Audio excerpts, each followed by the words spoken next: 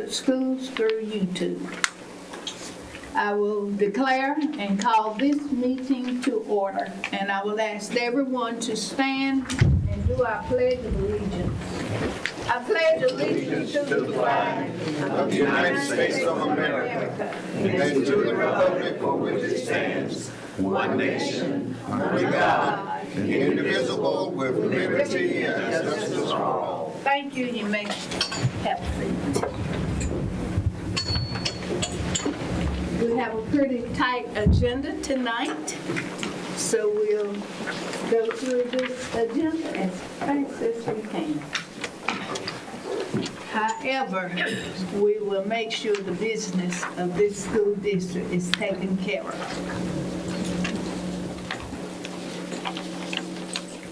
I will ask the board, Dr. Bryant, if we have any additions to this agenda or any deletions. Hearing none, I will ask the board to make a motion to approve our agenda. Madam Chair, I make a motion that we approve the agenda. A second. Has been moved and properly second that we will approve our agenda as printed.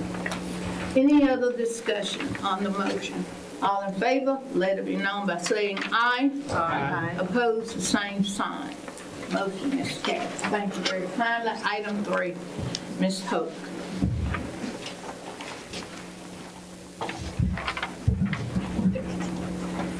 Good evening, Madam Board Chair, Mr. Vice Chair, other members of the board, Superintendent Dr. Ryan. I'm excited to recognize several of our board members this evening. The North Carolina School Board Association of School Boardmanship strives to offer board members up-to-date and relevant educational training opportunities. Annual recognition is given to board members for completion of training offered by the association. Congratulations to the following board members: Dr. Evelyn Wilson, a Scholar Circle, for completing over 900 hours of training.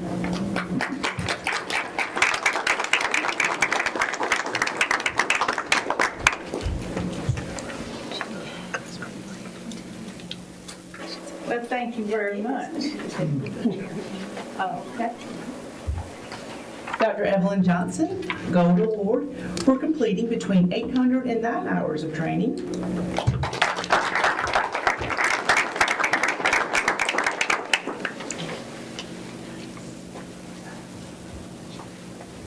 Ann Kent, Bronze Award, for completing between 600 and 7 hours of training.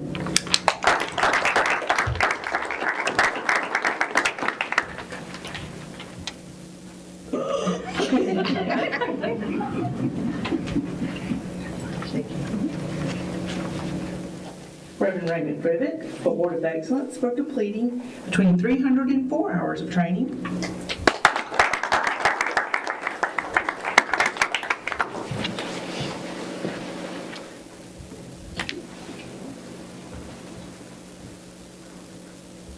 And Mrs. Lily Worsley, Certificate of Achievement, for completing between 100 and 2 hours of training.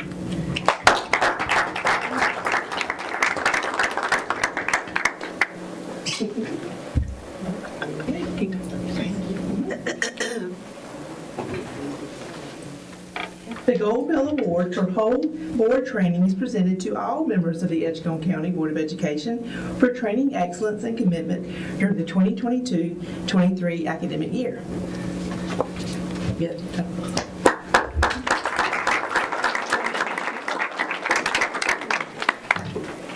So you all come too for this picture. Is that award for y'all too? Come on down.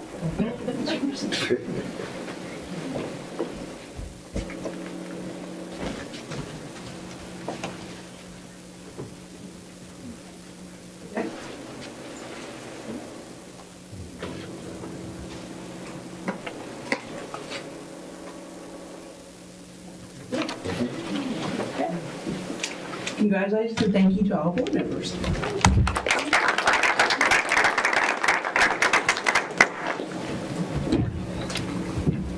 Now it's time for our Employee of the Month recognition. Susie Bauer is the art teacher at G.W. Bullock Elementary School. Mrs. Bauer has used her enthusiasm for art, culture, and creativity to redefine what an elementary art classroom looks like. Not only do students learn the techniques needed to practice various art styles, but she has put a place in a curriculum that enables all children to appreciate the aesthetic beauty of other cultures from different neighborhoods to all over the world. Daily, you can walk into her classroom to see her introduce technical skills alongside the history of the technique of the artist, enabling students to gain a rich understanding of how art provides a mirror into our lives. She has brought light into the school's hallways, her classroom, and into her students' lives. She started an art therapy group where she meets weekly with teacher-referred students to teach them coping strategies through the use of art. Students love their sessions and dive deep into their emotions and healthy processing strategies. She's also taught her students the power of a specific type of doodling that research has shown to reduce anxiety and increase attention. Congratulations to Susie Bauer, the ECPS Employee of the Month for February.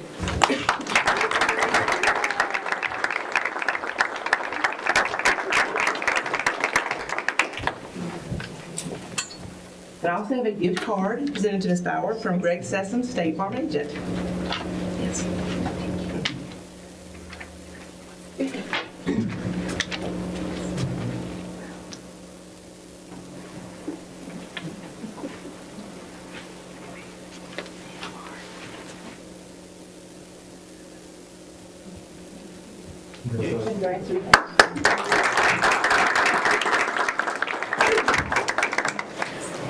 Several ECPS teachers have recently renewed or retained National Board certification through the National Board for Professional Teaching Standards.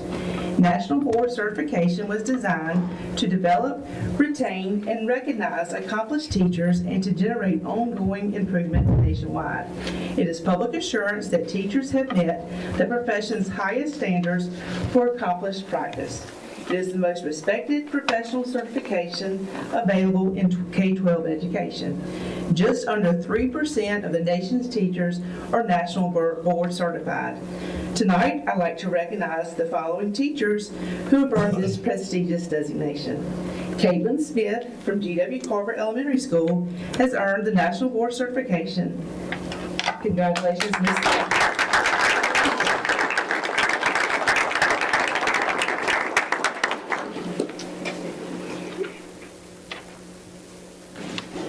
And the following teachers, also from G.W. Carver, have successfully renewed their board certification: Christy Glover and Suzanne Sharp.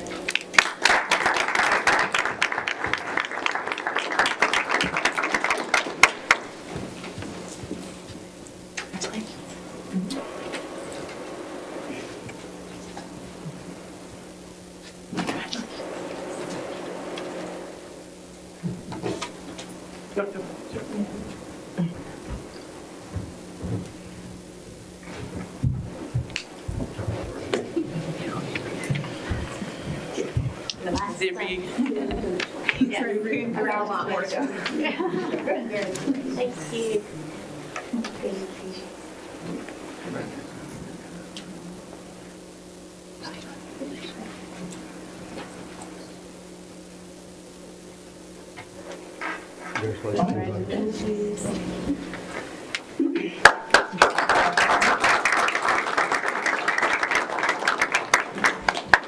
From Early College High School staff members also obtained their certification and were unable to be here, and we'll recognize them at a later board meeting. Each year, the North Carolina State Board of Education recognizes schools for outstanding graduation rates, exceeding the goal of expected academic progress, as well as achieving the goal of academic progress.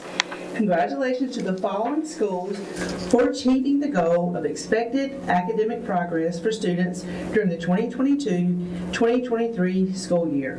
Phillips Middle School,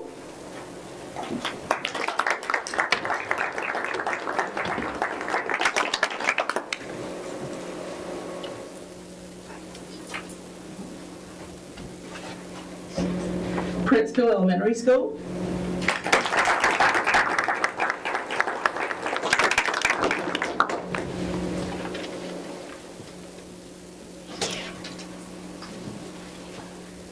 North Edgecombe High School.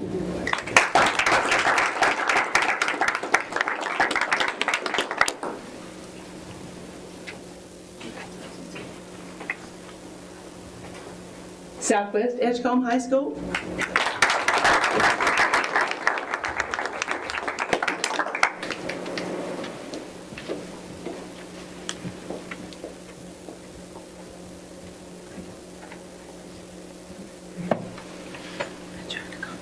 South Edgecombe Middle School.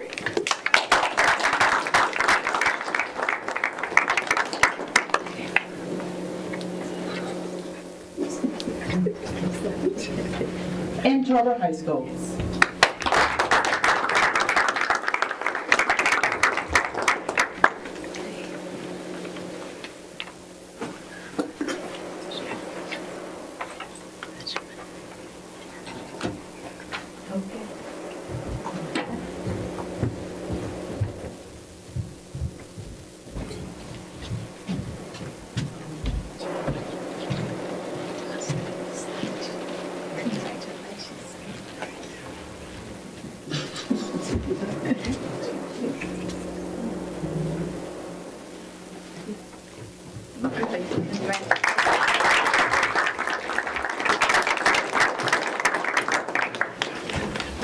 The following schools exceeded the goal of expected academic progress for students in the 2022-23 school year. Coastal Wimberley Elementary School.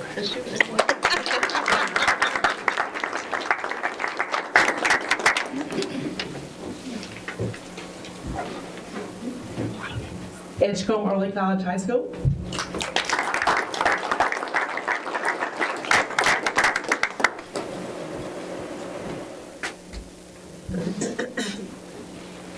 Martin Millennium Academy.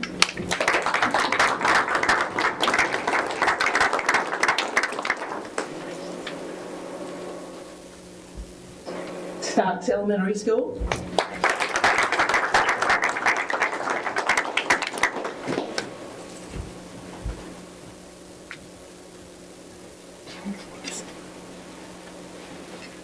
And West Edgecombe Middle School.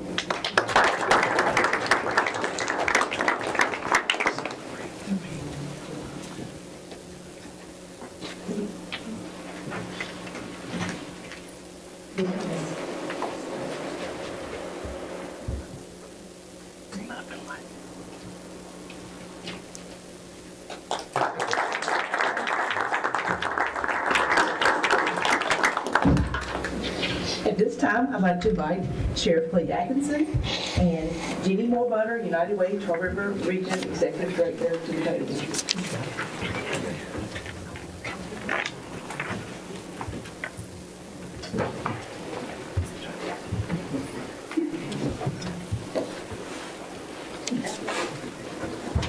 Dr. Brian, board, there's nothing like starting a meeting with celebrating all your people. So that's outstanding, guys. And I've been having fun right back there in that group, but celebrating your people from the start of a meeting, that is outstanding. A lot of people don't understand that, but that is great. So I appreciate you guys for that, okay?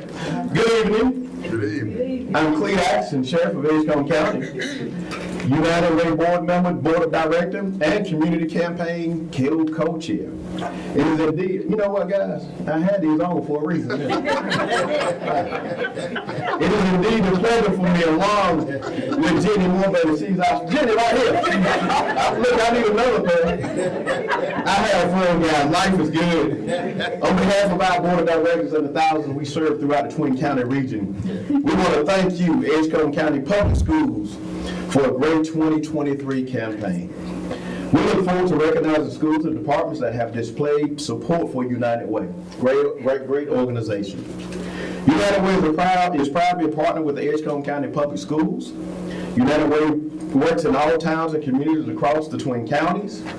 And through United Way donations, we're able to fund 36 local health and human service programs in partnership with 25 nonprofit agencies, as well as assist with hundreds of yearly information, referral, and volunteer inquiries. This support helps thousands of local citizens each year, improving quality of life for our children, adults, and families. That's what it's all about, guys. Dr. Bryant, thank you, sir. Dr. Evelyn Shaw Wilson, thank you, ma'am.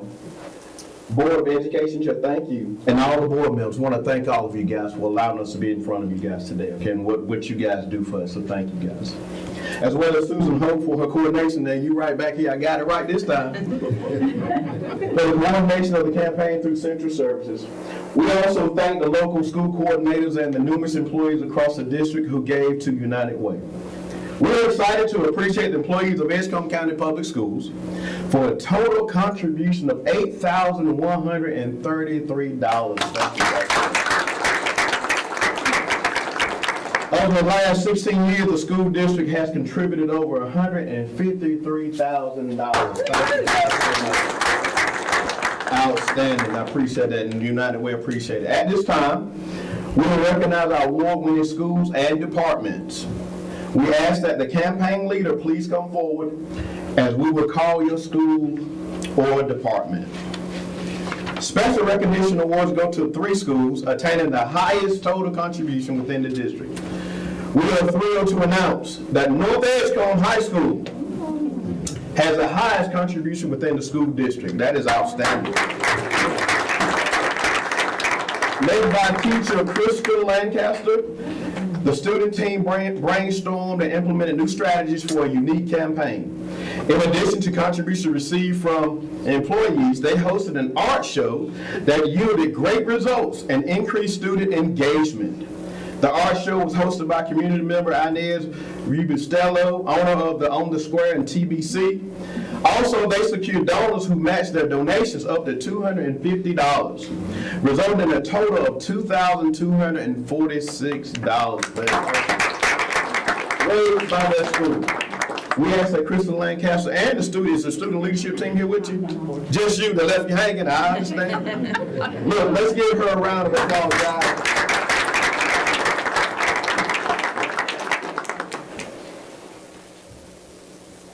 Got you. Okay. Now, we will recognize the remaining highest contributing schools. South Edgecombe Middle School, raising $1,200. Campaign leader, Dr. Janata Faulkner.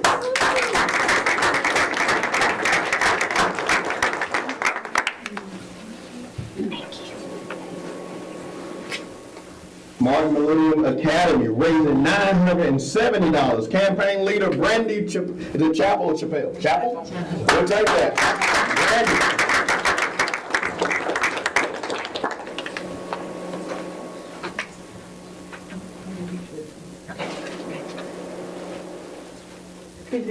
Get in the picture. Yes, ma'am. I'm following directions. I wish people follow the sheriff's directions. I like that.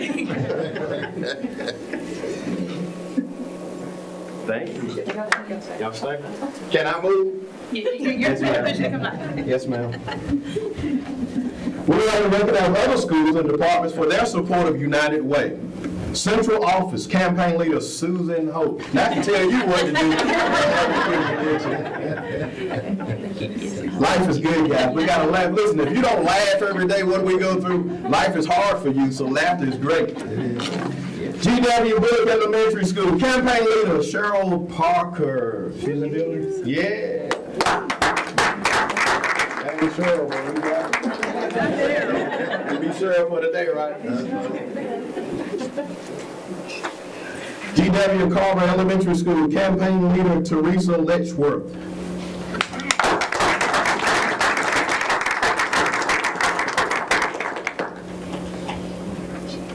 Man, I love this group, man. Y'all give away a lot of stuff before we get into the meeting. Copeland Winter Elementary School, campaign leader Naisha Dickens.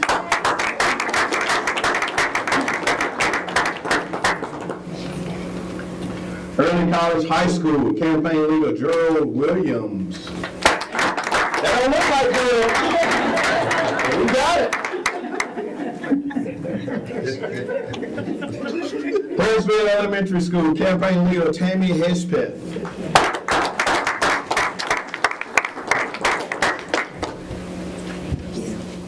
Chartwell High School, campaign leader Zachary Parisher.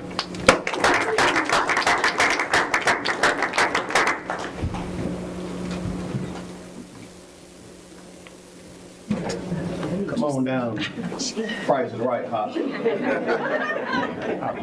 West Hanscom Middle School campaign leader Amy Bullock. Come on, Amy. Good to see you. Susan, you want a picture or? Okay. Want me to hold your flag? You want me? I do. Yeah, you need to be in the picture. She's always I'm gonna stand on top, make you look taller. There you go, make you look taller. Got a tall shirt. Yeah, that's it.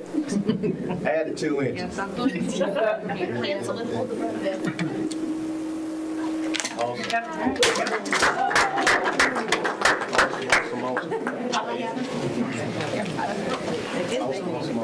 me get back to this post.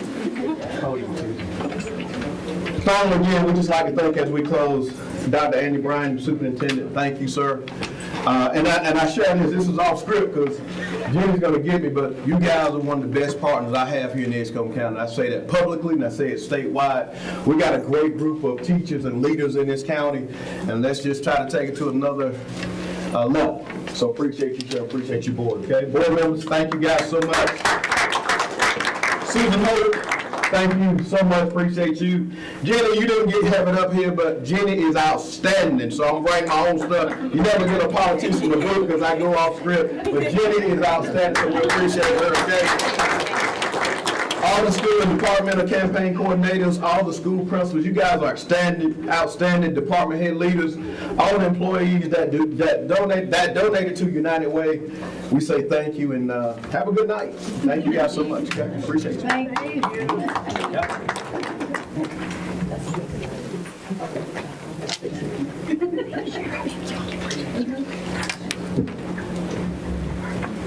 All right. Well, that's the fun part of the meeting. Exciting times. Thank you. We'll move right to the next section. Item number 4, public comment. Oh, we have none. So we'll continue.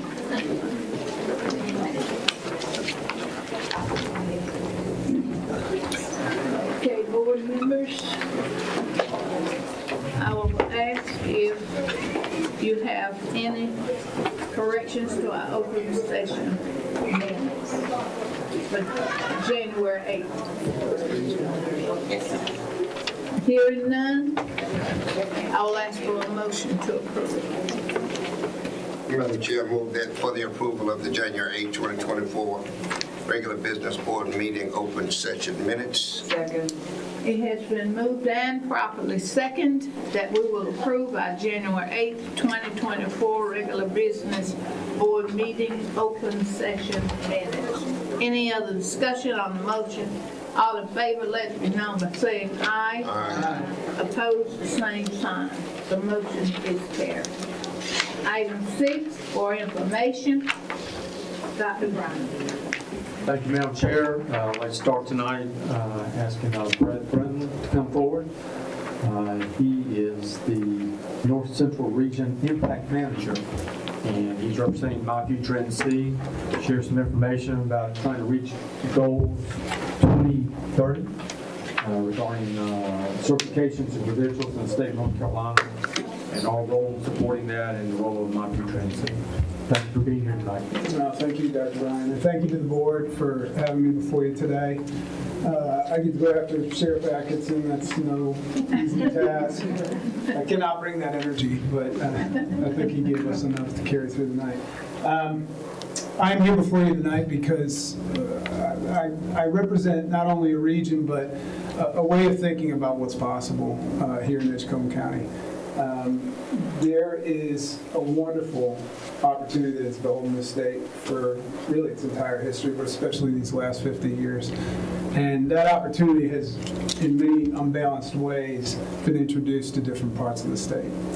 My Future NC as an organization was set up about 4 years ago to try to remedy that, to try to see opportunity as something that can be accessed by all, to see each county in this state grow its own talent and keep its own talent, and give them a life that not only they deserve, but that they can work hard towards. And the way that we do that is by really looking at the county as one whole ecosystem of practice, something that has promise in itself that maybe it has yet to fully accomplish, but in some cases already has shown so brightly as we've seen tonight. I come to you as a former educator. I spent 13 years in public ed. I was fortunate enough to be a classroom teacher and a school administrator before getting into educational nonprofit work about 10 years ago. The ecosystem word that I use, I think, is one that I've learned over those 10 years, because when you go beyond what is our typical unit of comfort, our sphere of influence, if you will, you start to see that there's others who have passion and consideration for the work that you're doing, but who you might not have aligned with, who you might even be competing with in some ways, especially if you're in a county for whom resources don't come easy. Scarcity mindsets take over, and we start to really take care of ourselves more than we take care of others. So part of this work is in really revealing to ourselves that we can be better when we work together, that we can create something that is wholly ours, wholly unique, and will provide that level of prosperity for not just this generation of children, but for many to come. The work that we do is really centered around a common state goal. This was set up by the state legislature about 5 years ago, and My Future NC was developed as a nonprofit to try to deliver on this goal. The way that we look at it, all this wonderful opportunity that's come to the state has led to a talent deficiency. We don't have enough people to fill the positions of need, and we don't have the balance that I talked about before that we need to see across the 100 counties.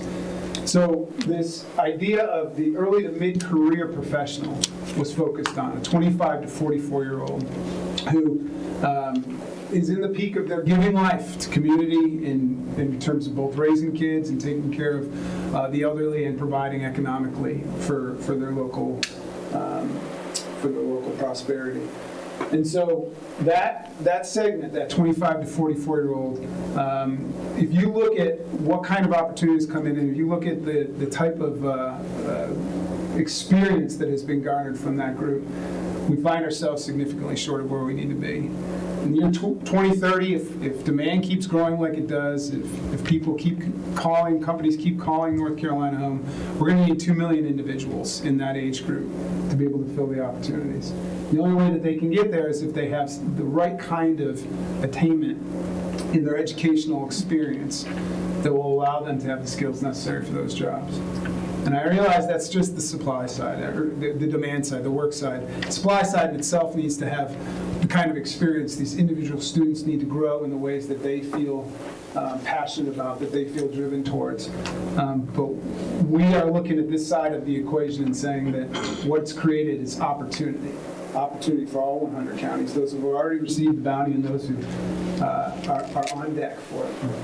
And so we come out and we try to do work with each of the 100 counties, looking at a number of different key metrics that will inform an understanding of where a county sits. You have before you a county profile, 2-page county profile, which is about to become expired.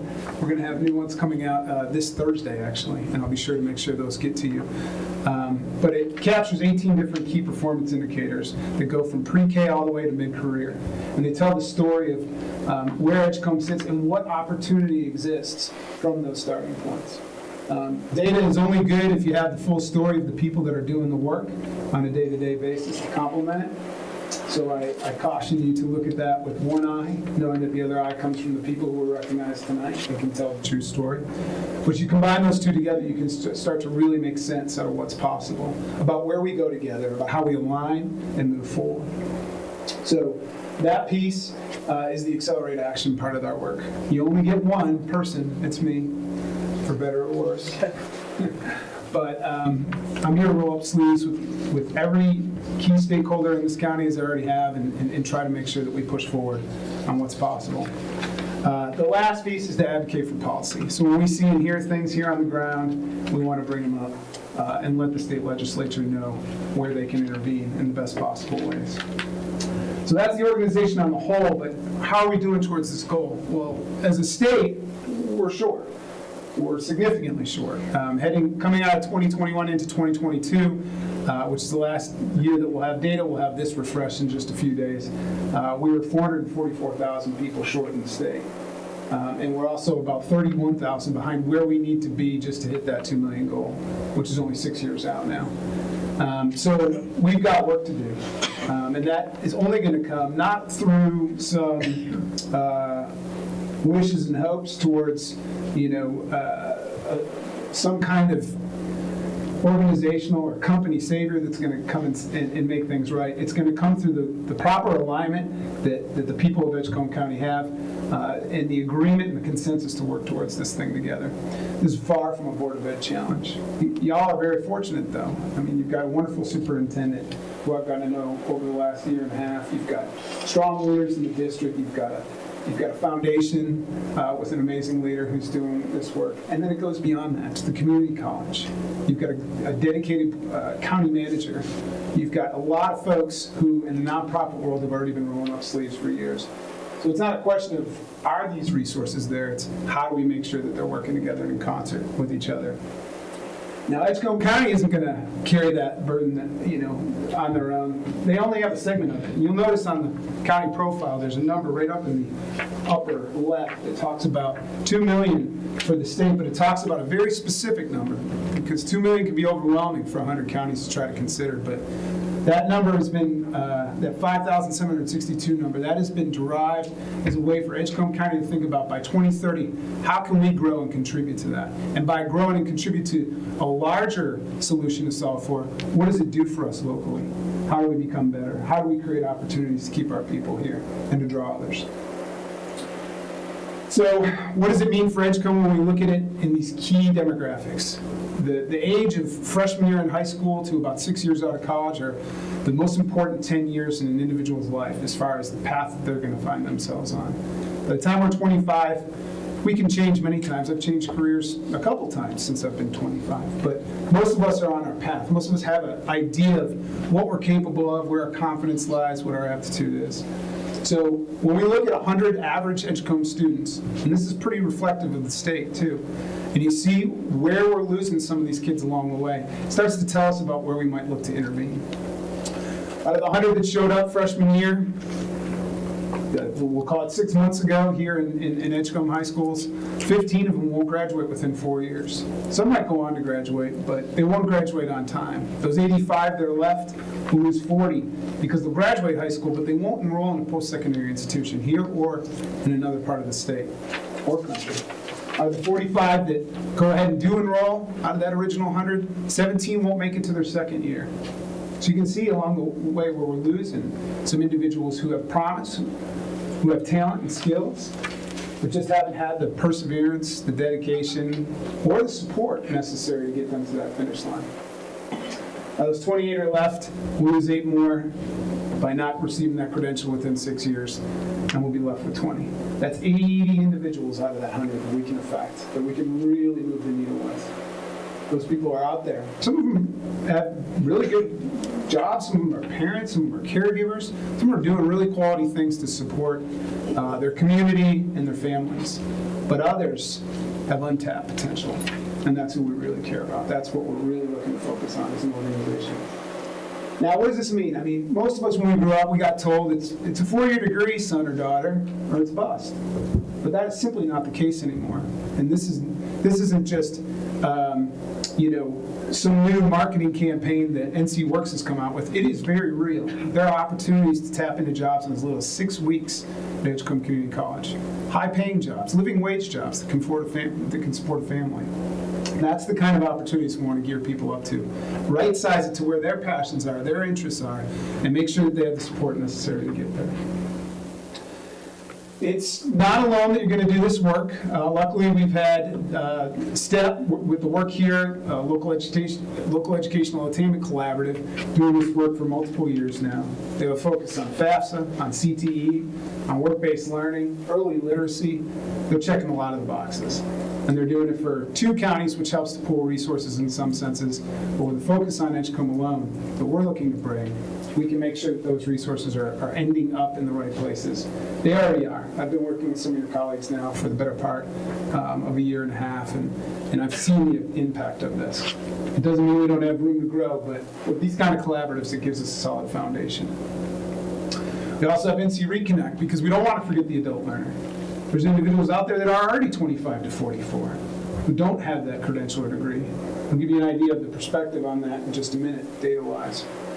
Those individuals can be reenacted and reintroduced into institutions of higher education that maybe they had some sampling of, but they never finished the path. So it's a matter of getting out and making that connectivity. Well, Edgecombe Community College took part in this NC Reconnect program that was supported by the Duck Center at NC State.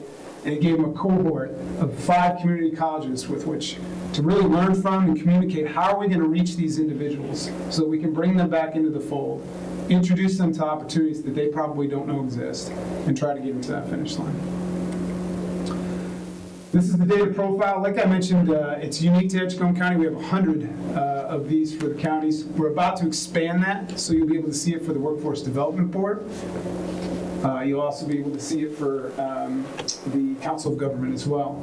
So we're going to get regional looks, we're going to get local looks. But what it does is it breaks down those 18 different indicators in a way that I think is digestible and helps us to, like I said, make sense of that quantifiable piece. This is the piece I want to really highlight. So we have 36% of 25 to 44-year-olds in Edgecombe County right now who did get through Edgecombe County schools and got that degree. But what they didn't do is take that next step. And like I said, a lot of them have good reasons for doing what they're doing right now as a caretaker. They have strong jobs that didn't require that certification, but many of them could be improved. So our goal is to move the grays to the blues, get them into that short-term credential at a minimum, or an associate's degree at Edgecombe Community College. Now, the early college got highlighted today. They're doing tremendous work in this space. You can walk out in 5 years with that associate's degree and high school diploma. That sets you up for success. Saves you a lot of money in the long run, too. But there's other ways that we can reach these kids and make sure that they are at least being exposed to what kind of opportunities exist. I heard about the teacher cadet program earlier today. It's amazing. You know, the fact that the foundation is going to be able to raise up a number of students that will have a commitment to Edgecombe County and come back and teach those students. You know, that's not just planting seeds, that's tilling soil too. That's generational learning. I'll highlight real quickly where disparities exist. This is Edgecombe compared to the state of North Carolina. I think what's very interesting is Edgecombe County is performing pretty well when it comes to a comparison with low-income students, performing pretty well when it comes to black students. Some of the disparities might not be what you expected. And it's not to say that we want to draw too much information from this, but it can help us make sense of where the interventions can come. And then lastly, this is what I want to highlight, because even though these students don't call Edgecombe County Public Schools home right now, many of them could and should. This is a pretty alarming statistic that's rampant across the state, especially since COVID. This is a pre-COVID number that we're going to have updates on in a couple days. 17%, 1 out of 6 people aged 16 to 24 in Edgecombe County. They don't work right now and they're not in school. Now, when I first heard this data, I pictured some young man in his mom's basement with a controller in his hand playing video games or something like that. But as you start to look at the data, that's not what we see. From 20 to 24, it becomes female dominant, female majority. So these are young women who might be raising a young one at home, might be caregiving. There might be a lot of reasons for it. But until we get to know what's motivating and how these students are off the grid of Edgecombe Community College, of the workforce development boards and industry in general, and of Edgecombe County schools, then we're missing out. So with that, I'll wrap up my remarks and obviously open for questions. The point of coming tonight was not only to introduce you to data, but to give you a chance to really give a commitment. I'll be sharing digitally with the board an opportunity to adopt that local goal of 5,762. the Board of Commissioners and the Edgecombe Board of Trustees have done so in the last couple months. That would give you a trifecta, only the second one in the region, who have gotten behind this with all three boards, local boards. And it doesn't get the work done by any means. That'll happen later with a lot of the people who were recognized today. But at least it pledges your support in a very non-binding way, but in a vote of solidarity to say that we believe that we can get there. With that, I'll open it up to questions.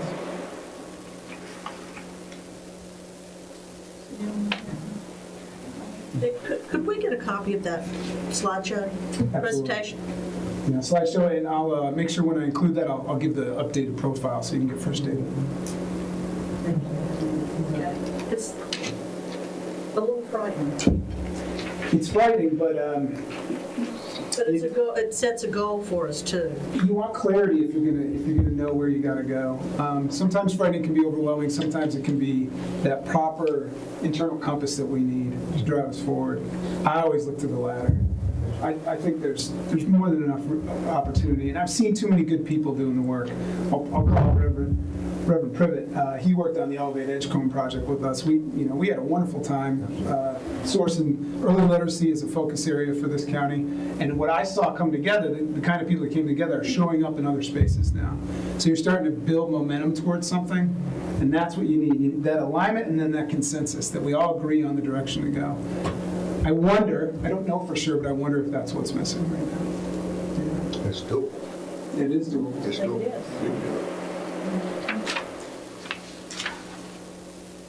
Well, my thanks to the board for your time tonight. Thank you, sir. Thank you for being here. Thank you.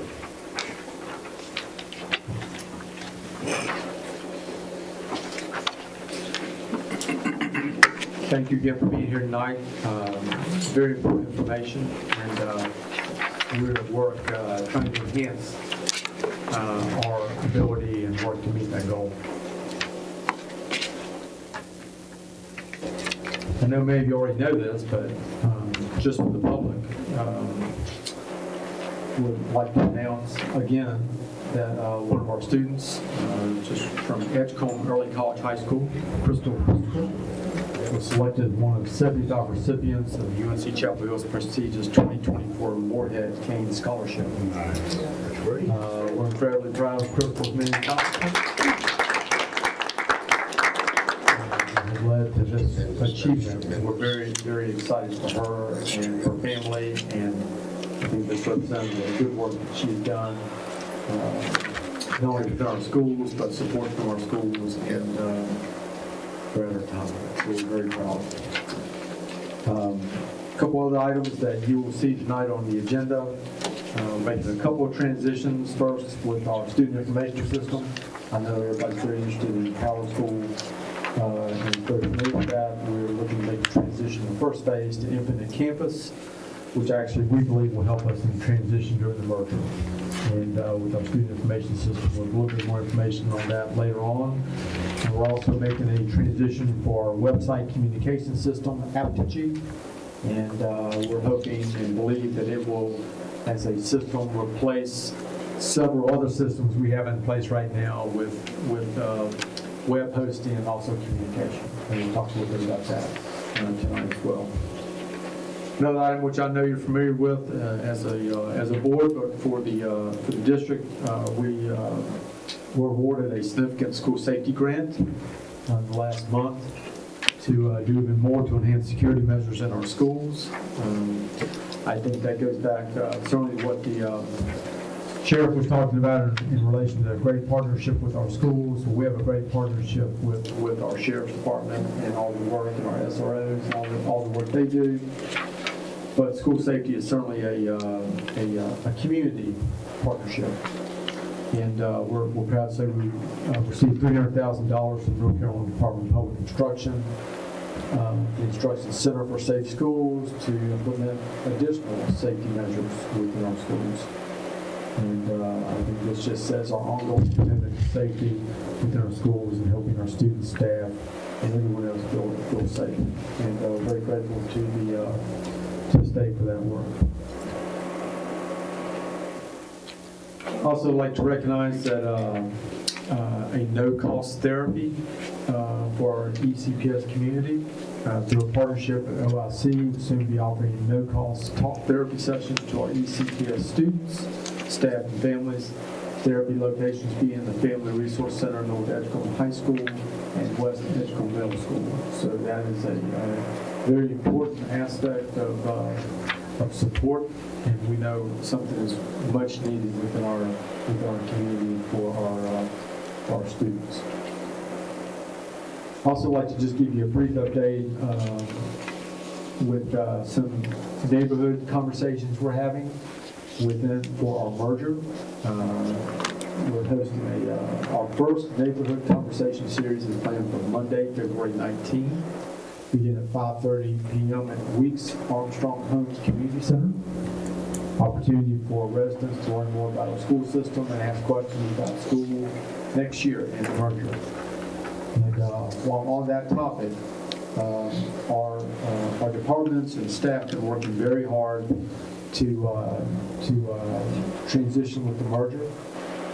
They've had lots of different meetings, and more importantly, not just meetings, but action to meet the plan that we have in place to do that.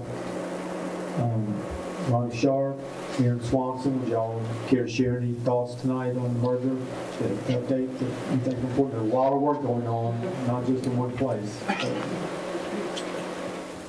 Sure, I'll just follow up on what Dr. Bryan shared about the meetings and conversations that we're having internally to be sure that we're ready for our new students and families that will be joining us this summer. So we have a core team that meets every week. That's our senior leadership team, Mr. Sharp, Ms. Parker, and we ensure that the work continues to move forward. We get together, we problem solve, we answer any questions that folks have brought to us about how we can continue to move the work.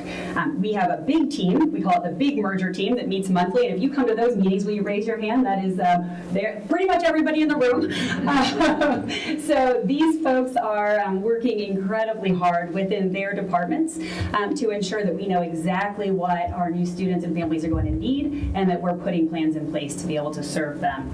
Again, the departments also meet independently as needed so that they can move their own work forward. And then we have our North Edgecombe team. So I think Mr. Tillery was here. He may have had to step out, but he and his staff, along with Mr. Sharp, Ms. Parker, they're meeting every week so that they can plan for the incoming freshmen and also for any other high schooler that plans to join us at North Edgecombe High School. So we're really proud of our teams. They are working incredibly hard. They're doing their day job, plus they're doing the merger job, and they're really making a lot of progress. So we thank you for your support as well. Mr. Sharp?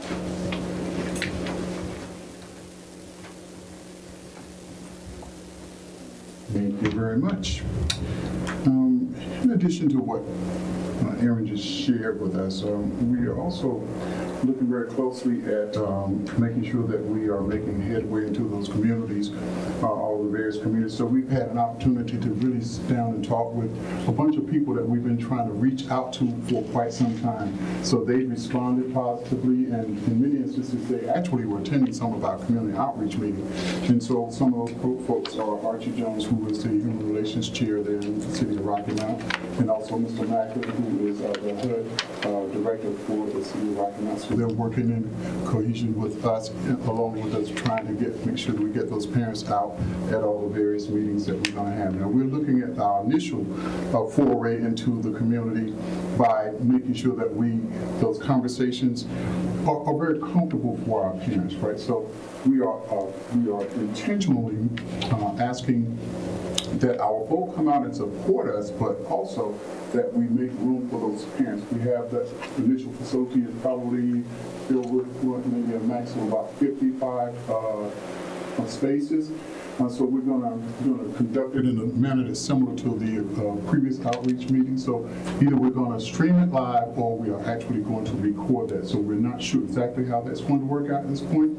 In addition, we've created a beautiful flyer to disperse to the community through some of our resources, including Mr. Harper, who works closely with us. He works with some of the after-school programs there in Rocky Mount. He also works with the Weeks Armstrong community by making sure that we connect those with their rent receipts, so we can get that information out there in an expeditious manner. And as Aaron was sharing just a moment ago, she's not going to ever take any credit for any of this stuff that she does, right? So she's really working hard to make sure that she keeps all of us connected. And in doing so, we have what we refer to as a running agenda, right? And in that running agenda, we have a list of items that we talk about every day.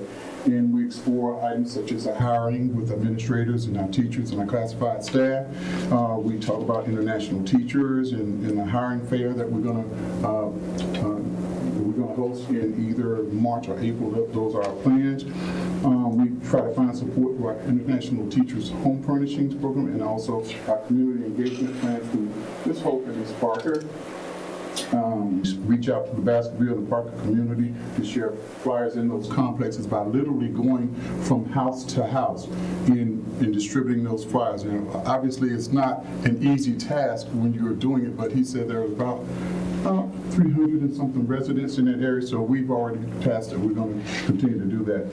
Then we take a look at all those questions that are kind of getting us stuck, right? So some of the questions are getting us stuck, and we ask our groups, what questions do you have? What resources do you need in order for those projects to progress along? And then we, again, Erin's never going to take any of that credit, but I'm going to give her some in front of the public right now. She's developed a project planning template that has attachments down at the bottom of those templates that has a designated place for each one of the entities that's included in Senate Bill number 248, specifically transportation, child nutrition, human resources,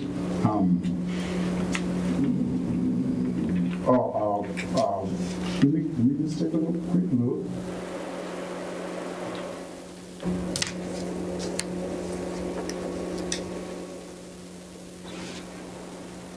Oh, and they contain the priority levels. Thank you very much for your patience with that. They contain the priority levels for specific items when they're needed, the purposes and the audience, and then those potential vendors, because we're looking again to start moving towards asking you all maybe perhaps in the future for some monies, right?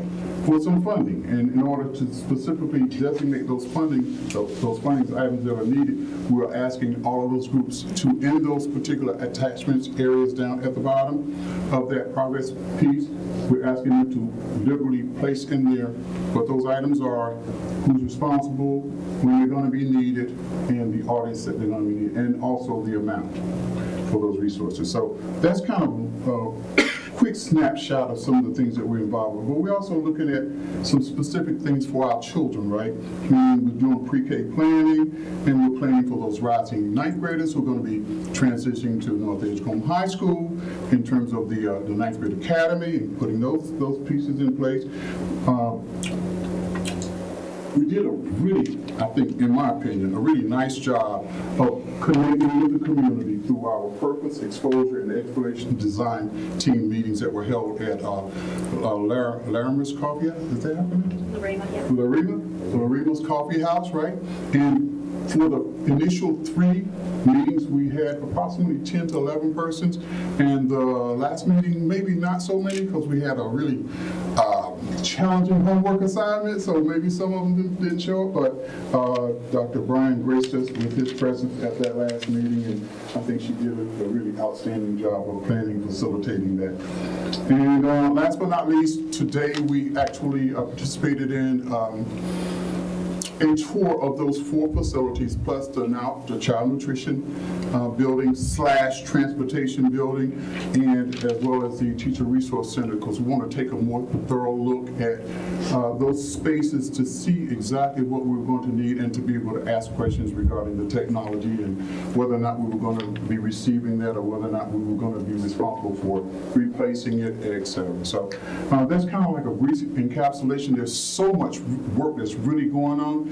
I was listening to the gentleman who spoke prior to us getting here, and as I sat there, am I doing something to this?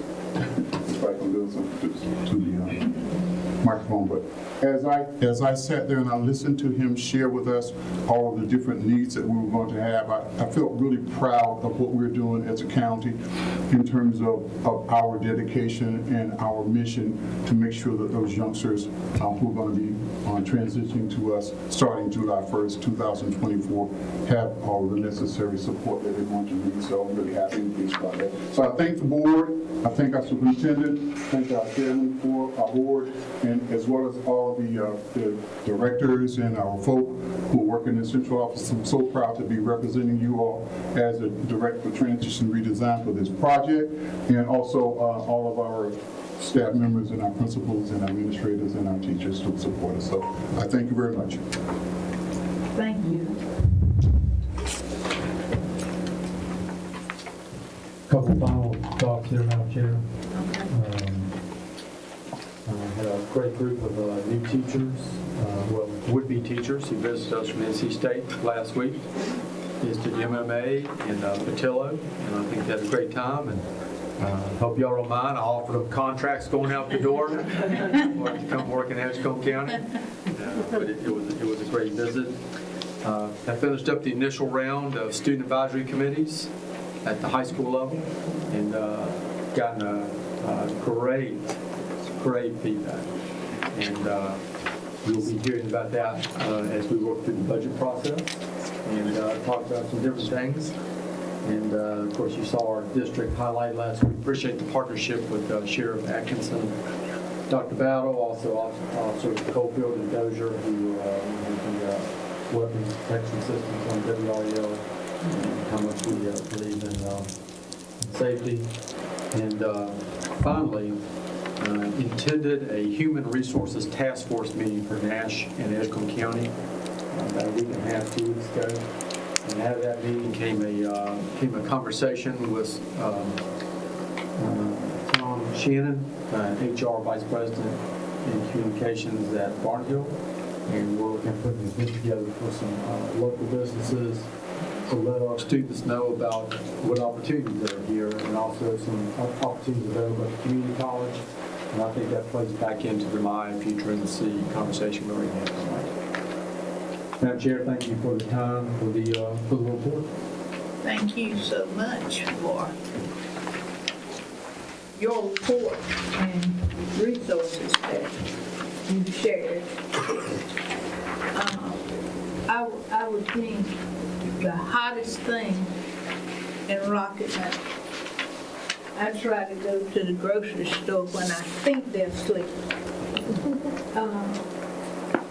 Yesterday, a former principal who worked in our system for years asked me about this very first meeting that you just shared with us that's on this list for Weeks Armstrong, so I can call her. And I want to see if she's coming to that meeting, because she wanted to know when was the first community meeting. So I'm going to give her this information.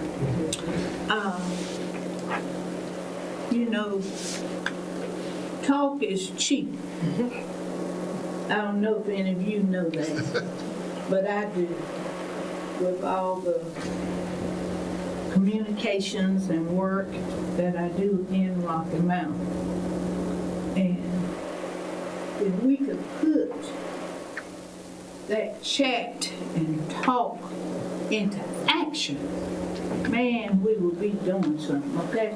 And I don't need to take up any more time, because you gave a report and we have information, and it's a serious issue in Rocky Mount, merger. Thank you. All right, we're moving in the agenda. All right, 6.2, maintenance. Mr. Perkins, while you're coming up, you had a reporter for you that did an excellent job at the last meeting. I just thought I'd let you know that. Second screen, Madam Chair.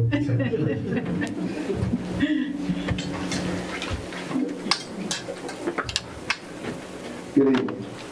Good evening. Board Chair, Vice Chair, board members, Superintendent Dr. Brian, and come tonight to give y'all the maintenance update. This morning. This is Philip Middle School Old Children on Big Hallway. This is the new children being delivered and installed. This is stock old children. This is stock new children and the pumps being installed. This is scope overwhelming. Pre-K mini splits have been installed. These are the wall units at Concord. This media center door is old, couldn't hardly get out, so it was hard for me to open the door. So I knew it would be hard for the kids to get out. So we changed that door. So this is the new door. This is Southwest High School weight room. Over somebody, I guess, busted the lockout and the door. So we ordered another door. And this is the weight room new door that we installed. This is Southwest rooftop, old door. Somebody got on the rooftop and vandalized this door.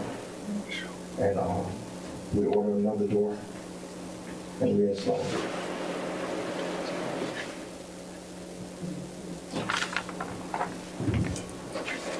Thank you so much. We appreciate your work. Okay, 6.3. These are field trips that were approved in the interim between board meetings, Scott Elementary and Southwest High School. Any questions about those field trips?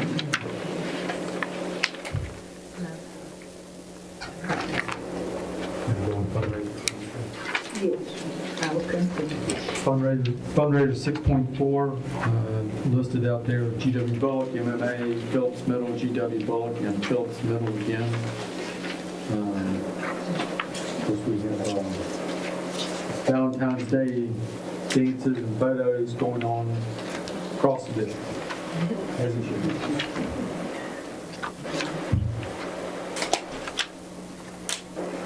Questions about that?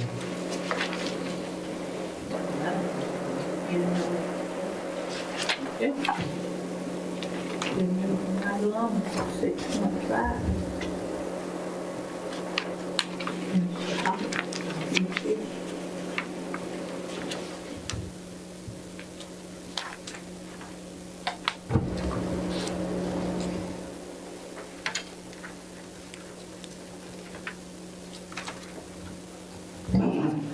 Good evening, Madam Chair, Mr. Vice Chair, Superintendent Dr. Bryan, members of the board. It's my pleasure to stand before you tonight to talk for just a few minutes about a major change that we have coming with the state as we get ready to transition to a new student information system over the course of the next 2 years. As you can see in your board books and documentation, just starting in November 2nd, the state announced that we would be moving to a new vendor for our student information system, that vendor being Infinite Campus. For the last decade or more, or a little over a decade, our district and all of North Carolina has been using PowerSchool for the primary student information system. And typically when we think about a student information system, it is a lot more than that. It is not just where we house information on our students and staff, but it's where we have grades stored, it's where we do transcripts, it's where we have schedules, it's where we do attendance. It is where really everyone that is a staff employee, staff and parents, everyone feeds off of the same system to get information. And so with that uplift, we know it's going to be a major undoing over the next couple of years to do this. But just like you heard Dr. Bryan mention a little earlier, we felt like that this would be the appropriate time to make the step. The state has basically broken it down into 2 phases. The first phase is going to be what's known as the pilot schools in phase 1, which we will be one of 131 PSUs or schools that will take place in that initial phase 1. That phase, the second group, will start the year after. So we, as Edgecombe County Public Schools, will actually be transitioning and preparing to transition over to Infinite Campus from this point up until the end of the school year with our current SIS. And then as we open up the beginning of next school year, we will in fact be using a new student information system known as Infinite Campus. So what are we doing in the interim? So there's a lot of work that has to happen with this. In the accountability department, we are working to kind of get that plan together. In the interim, we will close this school year out with the student information system that we currently have, which is Power School. But there's a lot of really just things that have to happen to clean up everything that is in Power School prior to trying to convert all this data over into a new system. So a few of the things that you'll see listed up there that we are working on now currently with our schools and our data managers and within the current system is to clean up any addresses and all student addresses that we have on file. It's things as simple as a duplicate of someone has an address put in as ROAD for road spelling versus RD can create duplicate files in a transition like this. So there's lots of little nuances and a lot of just going in and cleaning data that will be taking place. And we're working with our data managers currently to go through and help us to do that. Contacts, same thing. Parents constantly updating phone numbers. You may have a child at 3 different schools in our district. Well, if that information gets entered in our current system in different ways, it will be in conflict. So we have to clean that up prior to transitioning it over. Master schedules for this year for our high schools, our middle schools, and our elementary schools will still need to be built and saved prior to the end of year closeout, June 30th, in Power School, so that it will be rolled over into the new SIS when it comes back online in July. In terms of professional development, you see there it says the ECPS accountability team will be working closely with the Infinite Campus conversion team to learn the new system and detail our transition and professional development plan.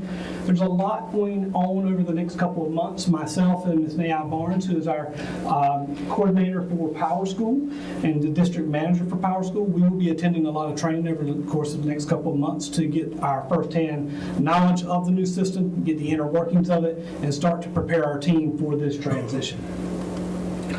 As you can see on the map behind you, I talked about the 131 PSUs that are in phase 1. You see the smiley face, that is us there in Edgecombe County, as we have agreed to take part in phase 1 in this rollover and transition.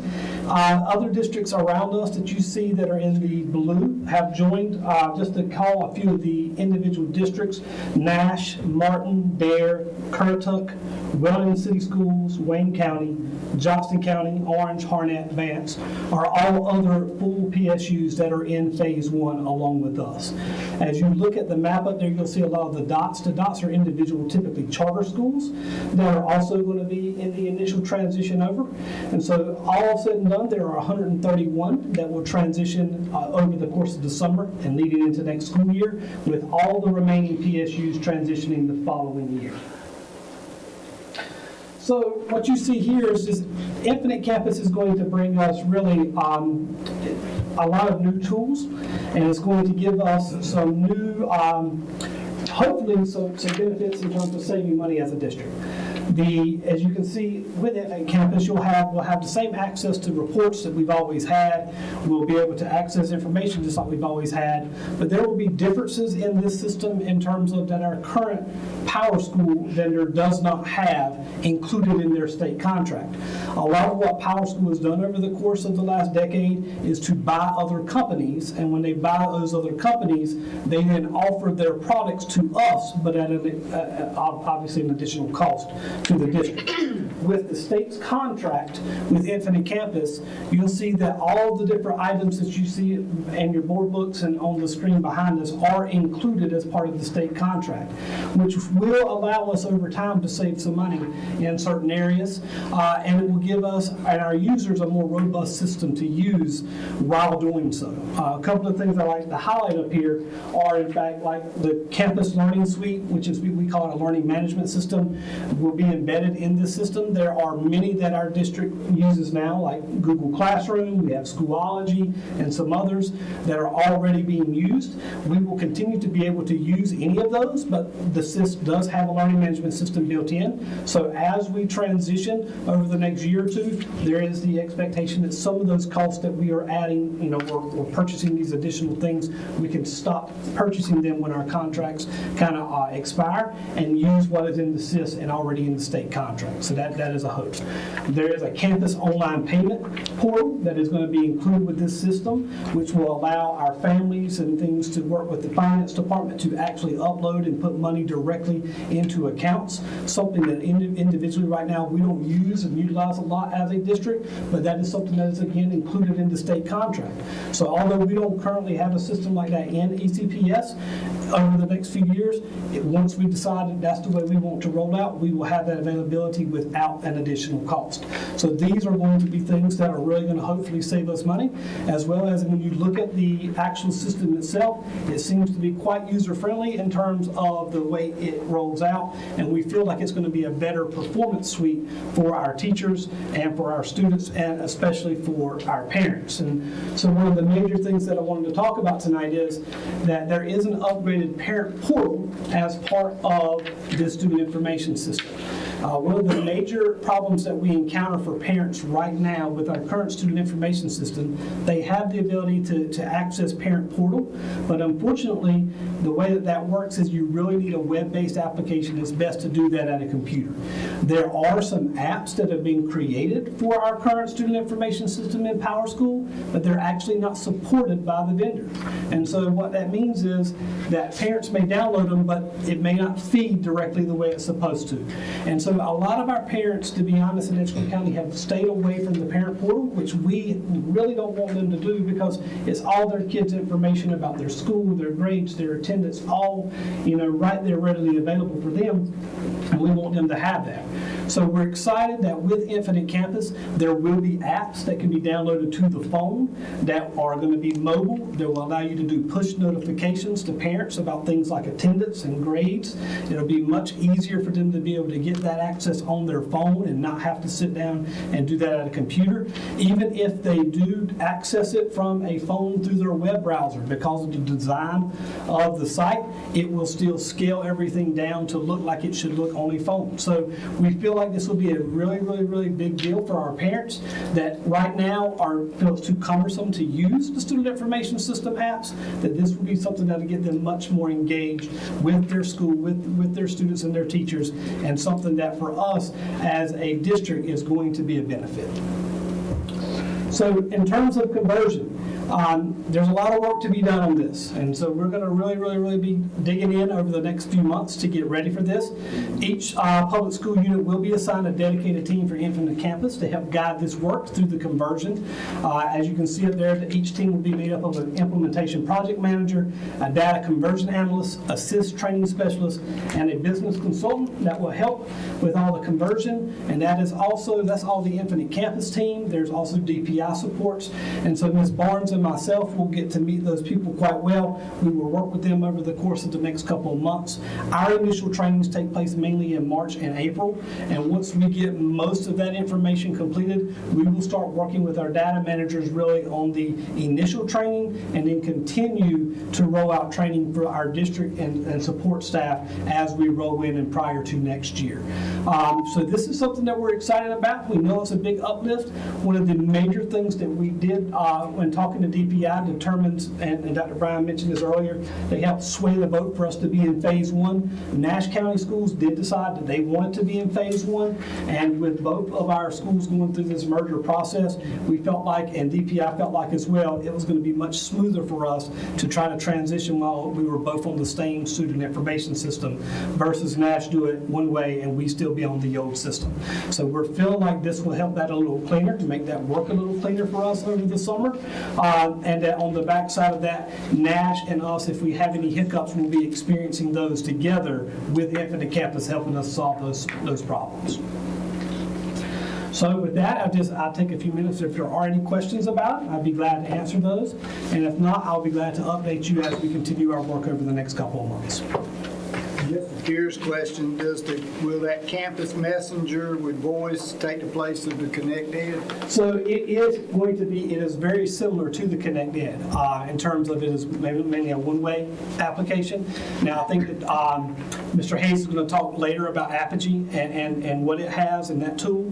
And we think that's a much more inclusive way because of the two-way backwards and forward communication that Apogee can do. And it's going to replace our website as well, and Mr. Hayes will talk more about that. So that's probably going to be a better avenue for that. But yes, that communication tool you see is basically like a Blackboard Connect and would work in the same way. So through the SIS, we will be able to send out messages one way out to our parents. Yeah. Mr. Holland, how long have we had Power School? I think Power School, I know it's been over a decade, and I want to say it was around 2012 or so, 2011, 2012 is when Power School initially came. So it's been around for about 12, 13 years in terms of the whole state using it. So that's after about a decade, it's probably about time to upgrade. Okay, thank you. Yes. I like to say, I think it's a good move for Edgecombe County to be part of phase one. So in saying that you have people from Infinite assisting you with converting this information. Absolutely. They'll be with us the whole time, and we've met with the CEO of that company. He is super excited. One of the things that he mentioned to us is that he's built this company from the ground up, and it's one of those things where it really is his baby, and it's something that, unlike Power School we were talking about before, where every time there's something that comes up, they may kind of go through a third party and buy a piece of software to add to their software. This company does not do things that way. They don't want to do things that way. They want their companies to work within itself and with its own platform and its own products, which is great because that way you know that it's more seamless in terms of how it interacts. And so we believe that the state has made a really smart decision in this contract and going this way. Like I said, and we agree that doing phase one is going to be the best for us. We feel like we'll get through this merger, we'll be on the new SIS, and we'll be rolling and figuring out the hiccups ahead of the rest of the state. And it'll be easy to import the information that's coming from Nash over for Edgecombe. It should be easier, yes ma'am. In fact, one of the primary reasons is because the Infinite Campus team and DPI are going to work specifically with us and Nash to try to make that more seamless. Because what we are trying to do realistically with this merger and the moving of that many students and transferring of those records is something that doesn't really happen. And it certainly wasn't something that Power School was going to give us an easy route to do either. And so should save us quite a bit of time. Ms. Barnes and I have talked about that quite a bit, and it was looking like we were going to have to unenroll and then re-enroll, 1,500 students individually. And that was all going to have to happen really in the month of July, because that's when everything came back up. And so we're still going to have to do that in some form of semblance, but we feel like based on the conversations we've had with the Infinite Campus team and DPI, that they can support to make that a little less of a headache than what it may have been had we not transitioned. Thank you very much. Absolutely.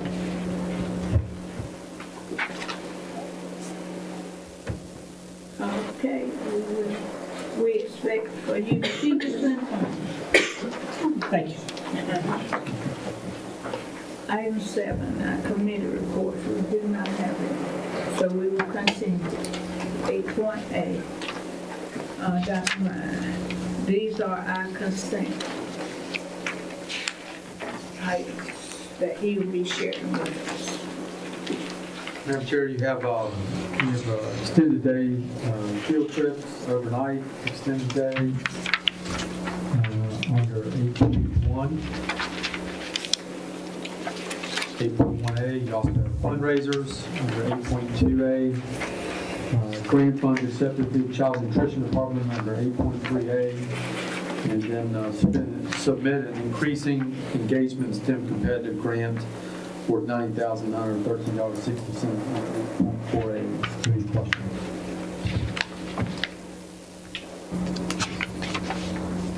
Does anyone have any questions? Hearing none.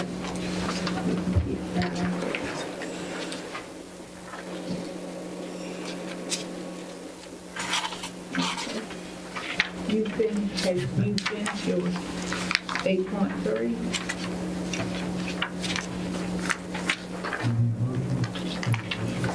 Madam Chair, I make a motion that we approve the consent items 8.1.8. Second.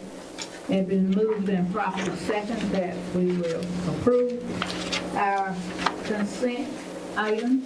Any other discussion on the motion? All in favor of the motion, let it be known by saying aye. Opposed, same sign. Motion is carried. Now we're into items for action, 8.B.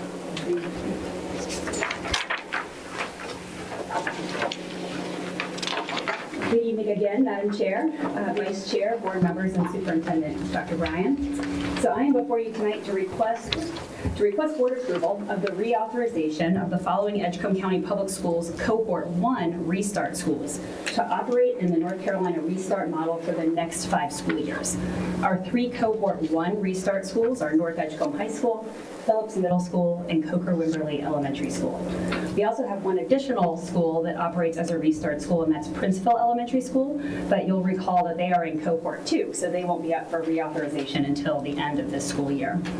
So these 3 schools met academic gain during the first 5 years that they operated in the restart model, so kudos to those 3 schools.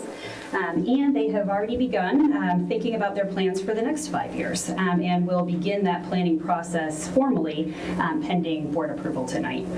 So you'll recall that the flexibilities provided to these schools by the North Carolina Restart model include employment flexibility, budget flexibility, curriculum flexibility, and calendar flexibility.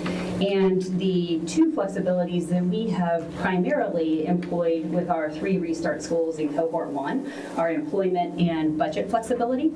Although in the past we have used calendar flexibility, we're not currently using that flexibility right now. And we have in select cases used curriculum flexibility as well. So we found that having these flexibilities has enabled us to put in place some innovative programming, to hire some staff that we may have otherwise been unable to hire, that have really been able to move the programs at those 3 schools forward. So my request tonight is to approve the North Edgecombe High School, Phillips Middle School, and Coker-Wimberley Elementary School schools to continue operating in the North Carolina Restart model for 5 additional years, beginning in the 24-25 school year. I'll be glad to take any questions. I have one question. Yes, ma'am. I understand the whole program project, okay? Yes, ma'am. In all of your conversation and working with these 3 schools, have you heard any discussion or anyone ever asked you a question on merging these 3 schools? Yes or no? Yes. All right, thank you. Anyone else have any questions for Ms. Smith? All right, thank you very much. Madam Chair, I Yes. make a motion that we approve the 5 additional years for North Edgecombe, Phillips, and Coker-Wimberley to continue to operate under the North Carolina Restart model. Second. Has been moved and properly second that we will approve the restart model for 5 years for North Edgecombe, Phillips, and Coker-Wimberley schools, beginning 24-25 school year. Any other discussion on the motion? All in favor, let it be known by saying aye. Aye. Opposed, the same sign. Motion is carried. Thank you.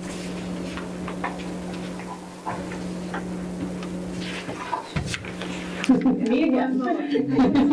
One more. All right, thank you, Ms. Pierce. All right, so Ms. Pierce is handing you a piece of supporting documentation here that I think will help with the next item for action. So I am also before you today to request board approval of the new Opportunity Culture Advanced Teaching Roles Career Ladder and Stipends to go into effect during the 2024-2025 school year. So a little background here. So Edgecombe County Public Schools is part of a cohort that is being facilitated by TIP, or the Innovation Project, and Public Impact. And most of the schools that are in this cohort are implementing opportunity culture for the very first time. As you all know, we have been implementing opportunity culture in Edgecombe County since 2016. So we're really using this as an opportunity to learn from public impact and to learn from our colleagues across the state about some new approaches to advanced teaching roles that we might employ here in Edgecombe County. And we're also using this as an opportunity for all of our high schools to go through a design process for opportunity culture. As you know, North Edgecombe has been implementing for a number of years, but we want all of our high schools to have this opportunity as well, because we have just seen the real impact that advanced teaching roles can have on our students and on our staff. And so we're looking to expand opportunity culture here in Edgecombe County. And as we do that, we are also looking to update our career ladder. So you'll see in front of you this career ladder. What we have here is a list of all of our opportunity culture roles.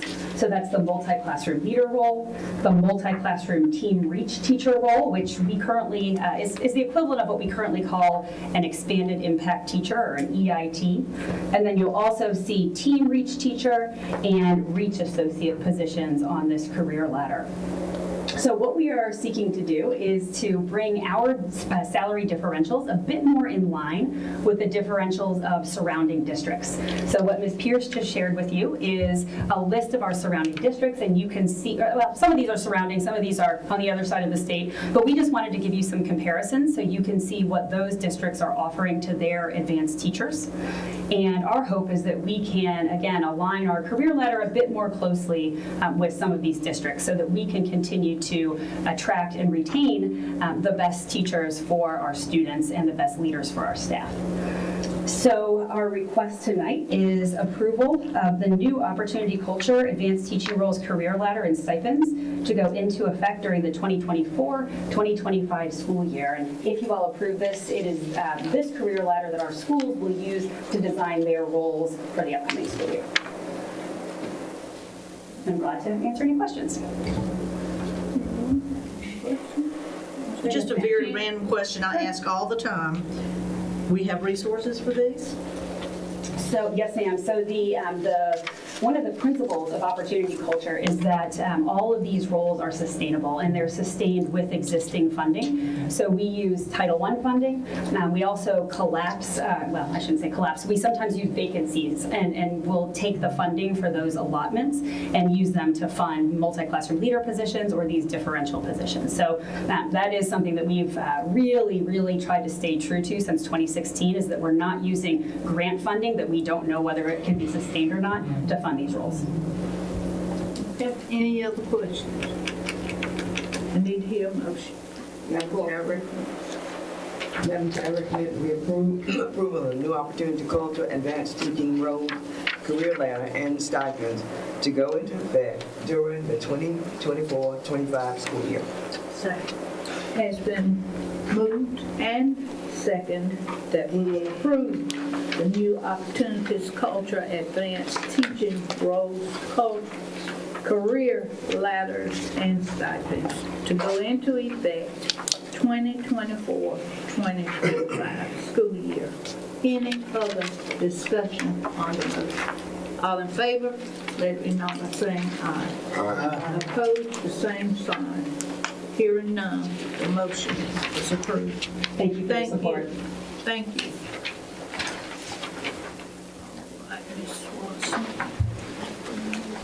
Mr. Hayes.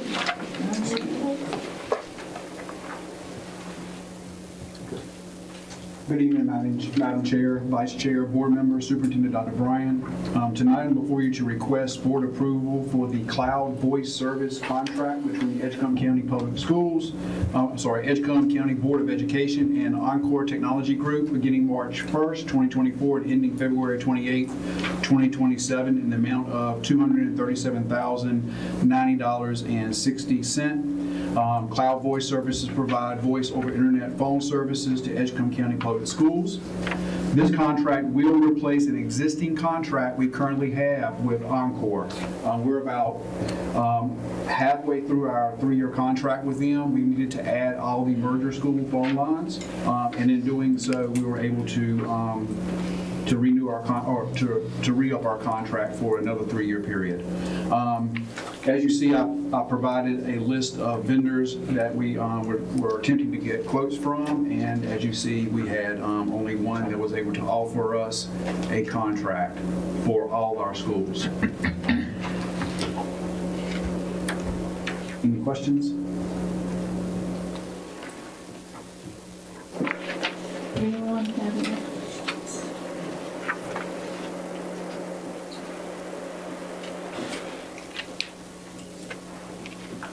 I guess. Mr. Hayes, thank you so much. Your quotes and things that you bring to us, they can't be $5. So this number is so big, we're sitting here trying to say, I don't think that. I think we're pleased with this overall. Can we hear a motion for approval? Madam Chair, I make a motion that we approve the Cloud Voice Services contract between Edgecombe County Board of Education and Encore Technology Group beginning March 1st, 2024, and ending February 28th, 2027, in the amount of $237,090.60. Second.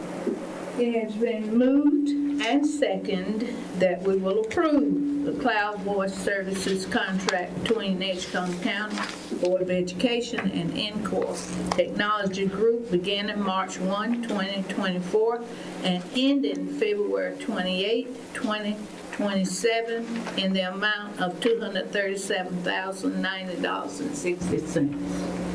I would make one more comment about this item for action. We had 800 existing lines currently. We're adding 200 more lines with the merger schools, and by agreeing to this, we pretty much have those 200 at the same price as our current 800. Just so for some feedback about that. Okay. We did not carry that motion. I did not call for the vote. All in favor of the motion, let me know by saying aye. Opposed, same sign. Motion is carried. Thank you for the additional information. All right. Oh, you still standing? All right. You got one of those big figures again. Tonight I'm here to request board approval for an agreement between Edgecombe County Board of Education and Apogee beginning March 1st, 2024 and ending June 30th, 2025 in the amount of $81,500. You've heard a little bit about Apogee tonight from other people. And basically, we have a current website.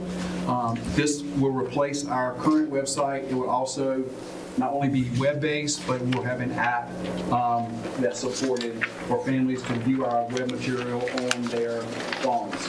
In your board package, you have information about all the features that Apogee has. I just want to go over a couple of them with you real quick. It does offer two-way communication, so we currently are provided the service of two-way communication through another vendor. This will replace that vendor and build it all into one. So if a parent goes to the website, they can immediately click on their school, their child's teacher, and have a communication with that teacher back and forth through text messages. And later on this summer, they will have also telephone messages. So a parent can make a call to the app, which will ring on the teacher's phone. The teacher can make a call to a parent on the app. They'll ring on the parent's phone. They can communicate that way too. This will also replace what we have in elementary schools, Class Dojo, where students get reports of how their child is doing. This could be K-12, but it's generally used in elementary.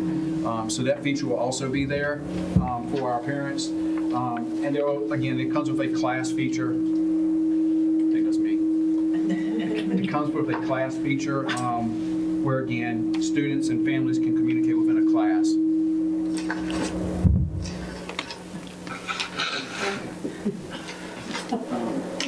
So I'll just review this to finish this up. Apogee services include website and mobile app development and ThrillShare, a two-way communication tool. ThrillShare allows schools and school districts to have unified and simultaneous communication and messaging. Apogee will also provide professional development. So they will come out and provide professional development for every staff member so they can create their own websites. So every member of our staff should have their personalized website to communicate what's going on in the class with families also. I put the price of Apogee on here. Apogee is an approved vendor in our TIPS consortium, but they're also a sole source provider for these built-in services all in one.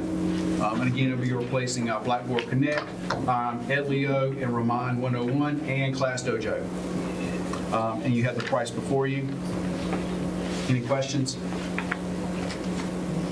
Do I have any questions? I don't have any. Could I have a motion for approval, please? Madam Chair, I make a motion to approve the agreement between Apogee and the Edgecombe County Board of Education for publishing platform communicating services beginning March the 1st, 2024 and ending June 30th, 2025 in the amount of $81,500. Second. It has been moved and properly second that we will approve the agreement between Edgecombe County Board of Education and Apogee beginning March 1, 2024 and ending June 30th, 2025 in the amount of $81,500. Any other discussion on the motion? All in favor, let it be known by saying aye. Aye. Opposed, the same sign. Motion is carried, and thank you very much, Mr. Hayes. Mr. Hayes, I have a quick question, I'm sorry. A random question. Why are these contracts coming up in March when most of them come up near June? I mean, is that just because these are new and approved? The first contract we looked at, that actually expired in June 30th of 2025. And again, we're halfway through that contract, and we decided to do a 3-year contract. So this one stops, and that was Encore, and we get a 3-year contract from March until March. So traditionally, it would be a June 30th in the fiscal year contract. It just so happens that Edleo's contract is up, I guess is when we first started using Edleo and went with that. It just happened to be this month of right around March.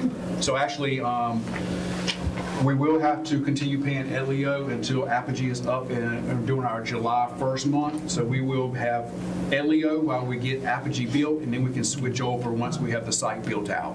So Not a problem, I just was curious. yeah, it's just one of those things. Sometimes we try to get them to add the 3 months to a contract, so we'll all end on June 30th. However, some vendors just do a 12-month. Yes. Thank you. You're welcome. Okay, we will continue. 8.5.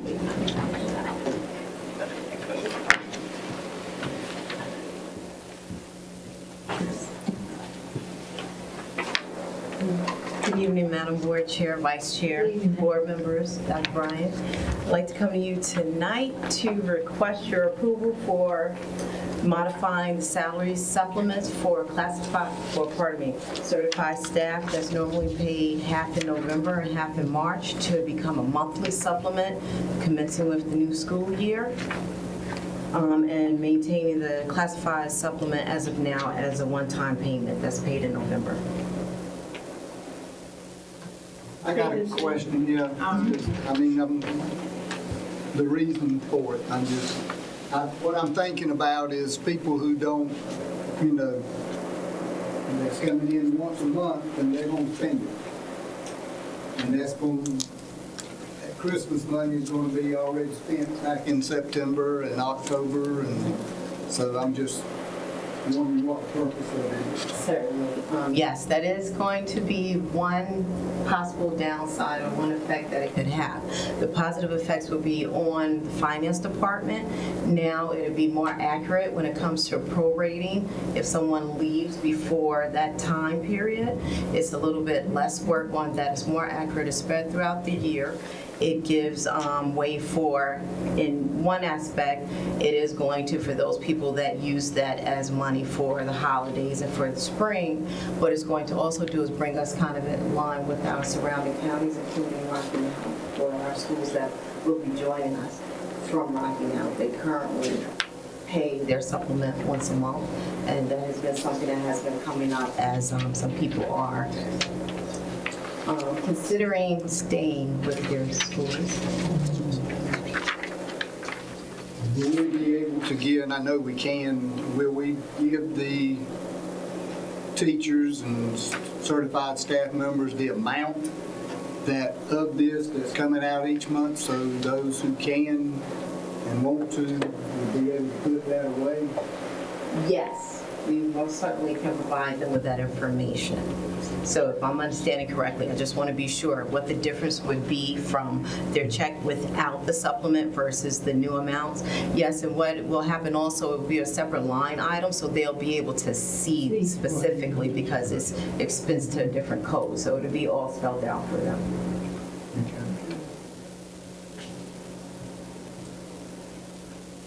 Any other questions? Did you hear a motion for approval? Madam Chair, I move that for the approval of the salary supplement being paid with scheduled monthly payroll and classified supplement remain being paid once a year, November, effective for the fiscal year 24-25. Second. Has been moved and properly second that we will approve the salary supplement to be paid with scheduled monthly payroll and the classified supplement remain paid once a year in November, effective this school year 2024-25. Any other discussion on the motion? All in favor of the motion, let me know by saying aye. Aye. Opposed, the same sign. The motion is carried. Thank you, Tony. Thank you. Thank you for your support.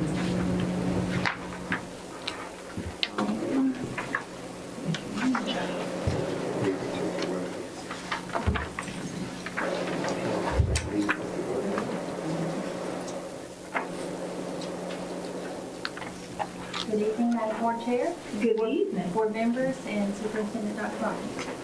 I am here tonight to request approval, board approval to obligate a purchase order in the following amount: $144,566 for one new Freightliner EC lift yellow school bus at a total cost of $144,566, authorized by the state of North Carolina Department of Construction, that will replace one old lift school bus.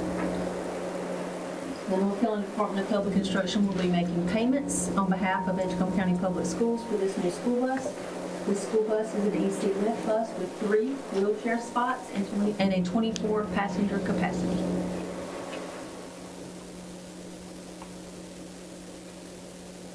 Ms. Wainwright, how many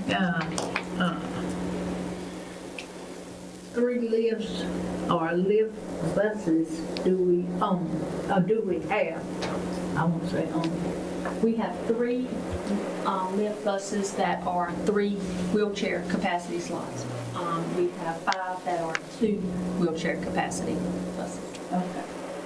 For a total of 8 regular route EC buses. We have a couple of spares as well.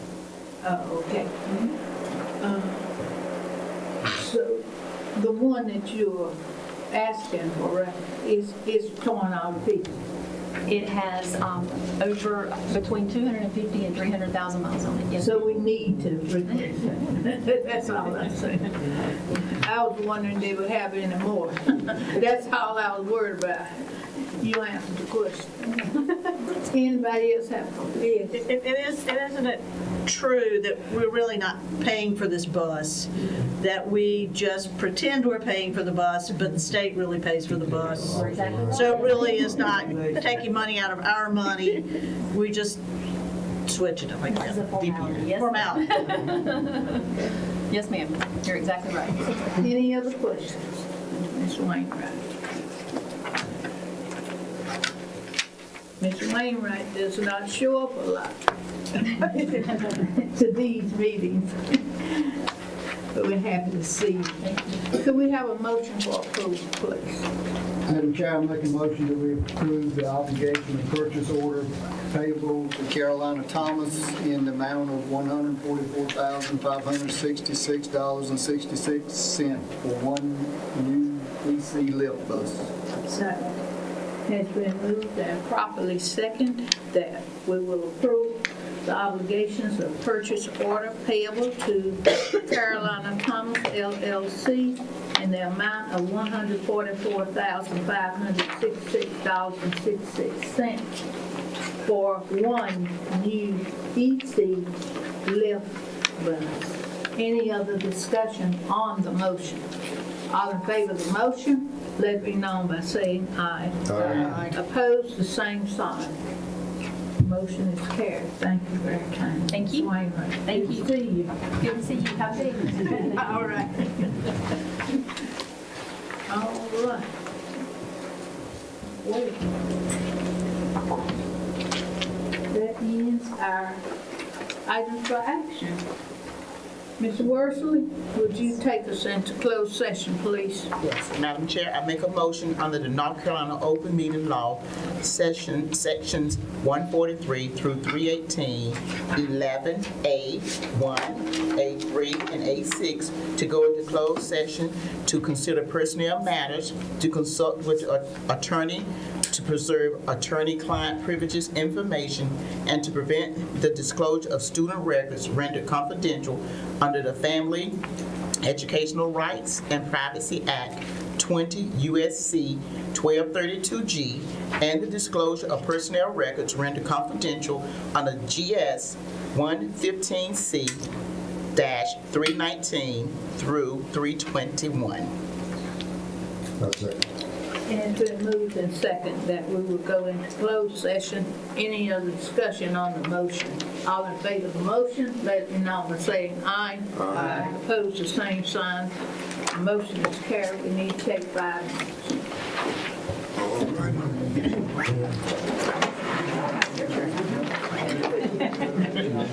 Y'all have a great night. You too. You have a busy.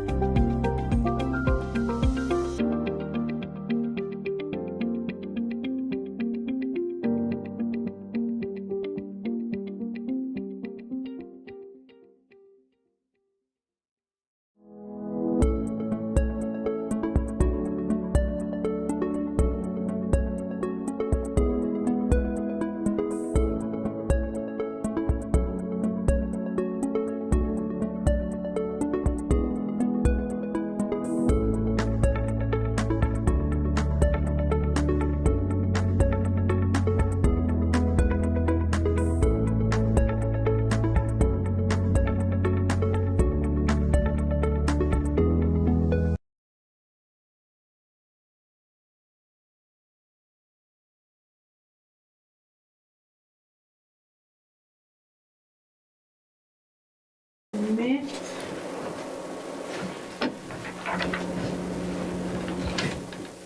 We did something. Okay. As revised. We did something. That would be the, Parking lot. Then the pending. I make a motion that we approve our closed session items with the exception of the pending items and the revised item. Second. Has been moved and properly second that we would approve our personnel management as pending. Any other discussion on the motion? All in favor, let it be known by saying aye. Aye. Opposed, the same sign. Motion is carried. Who's second? I did. Extracurricular activities. Oh, Actually, that was the revised. That was a revised. right, Take care of that motion, Madam Chair. okay.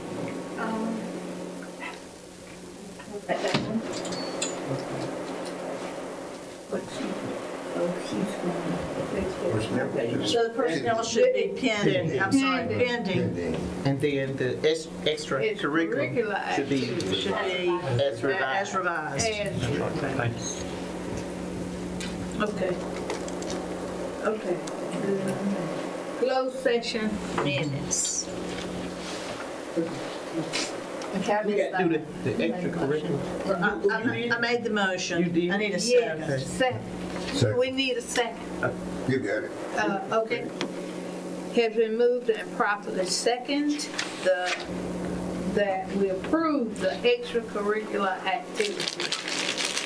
Spring sports as revised. revised. Any other discussion on the motion? All in favor, let it be known by saying aye. Aye. Opposed, same sign. Motion is carried. Good. 10.2, our closed session minutes. Madam Chair, I move for the approval of the closed session minutes as presented. Second. Has been moved and properly second for our closed session minutes as presented January 8th, 2024. Any other discussion on the motion? All in favor? Let it be known by saying aye. Aye. Opposed, the same sign. Motion carried. Okay, board correspondence. Do we have any? Do not. Items brought by board members or the superintendent.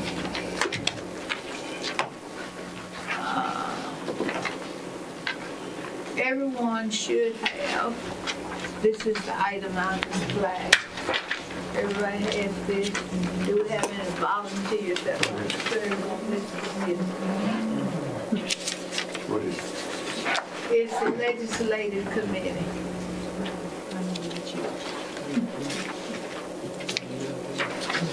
Whoever wants to volunteer, nominate yourself.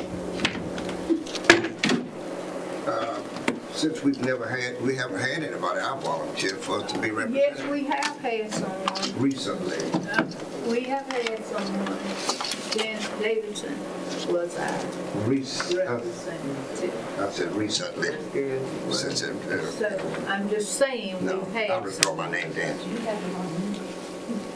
I withdraw. I just say we've had someone. I withdraw my name. All right, so we won't submit anybody this time.